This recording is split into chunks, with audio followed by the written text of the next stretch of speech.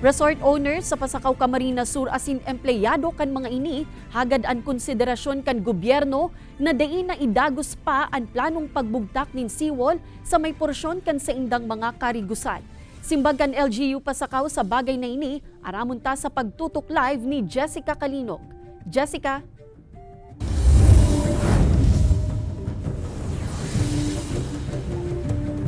Kate, bistadoan banwaan in Pasakaw sa saindang mga pigdadayong beach resort. Alagad pirang bulan pa sana nakakalihis kan makaabot-subot sa impormasyon kan mga beach owner ang dapit sa proyekto kan DPWH na pagmukna nin seawall. Asin ang lokasyon ka ini, iyuan pirang barangay kun yaon man sain ang mga karigusan sa banwaan. Paglaog pa sana sa may barangay Balogo sa banwaan nin Pasakaw, Camarines Sur, mariresana ang darakulang karatula na nagpapahiling nin pagkontra sa pagbugtak subuot nin seawall sa porsyon kan mga beach resort sa saindang barangay pati na sa barangay Karanan.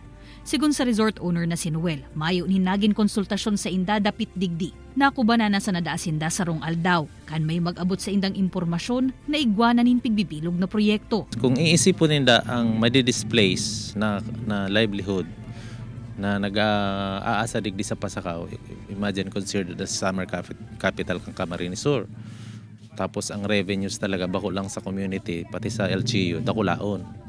Biglang mawawara dahil hahaliunin da ang mga beach resorts maapektuhan. Yan ang piglalaban mi. Dahil man kami totally against sa seawall. Ang concern mi lang ilaag sa tamang lugar. Nakatalaan man sindang magbilog nin position paper na ipapadara sa DPWH, Office of the President, Department of Tourism asin DENR na dain na pagbali na laagan nin seawall ang beach resort asin marine sanctuary sa banwaan. Dakula man subuot ang magiging epekto kaini sa mga empleyado arog kan beach caretaker na si Romel kan Barangay Karanan, pati na daa sa pagsyerto kan safety kan mga ekskursyonista. Lalalim yung pag-swimingan nilang pwesto, kumbaga. Kasi minsan, lalo na paghabagat, malakas yung alon. And then, pag malakas yung alon, ang impact doon, lalalim yung pinaka-shore. Yun ang pinaka, concern namin doon. An sa indang kahagadan, kung malaag nin seawall, dumana sana sa may mga kaharungan asin bako na sa commercial area. Sigun ki Pasakaw Mayor George Bengua, bakong plano kan LGU ang pagbugtak nin seawall sa may beach resorts. Kundi proyekto ini gikan sa gobyerno nasyonal, partikularmente kan DPWH. May pag-uulay naman subuot sinda sa DPWH na ilipat na sana sa ibang parte kan banwaan ang pagbugtak nin seawall. Ano man sa may mga residential area, duman sa Sarimao, ugwa kita duman. In fact, ongoing ngunyan ang ang seawall. Tinukdo mi duman mismo. Tayo na yung kaipuhan proteksjonanta.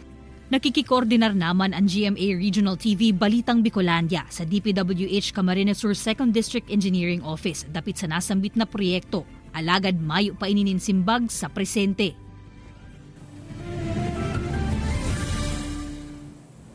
Pigtutulod man ko ta na Kate kan LGU Pasakaw na i-transfer o i-divert na sana itong proyekto para sa pagmukna nin seawall duman sa iba pang kaipuhan na construction sa saindang banwaan. Alagad din huli nga ni taigwanan ni notice to proceed masasakita naman sindang gibuhon ini. Kaya sa ngunyan pigtututukan kan LGU Pasakaw ang koordinasyon sa DPWH nganing maipadagos man giraray ang proyekto mantang pigsiserto na dai man madadanyaran o dai maapektaran ang mga beach resort pati na iba pang mga negosyo sa saindang banwaan.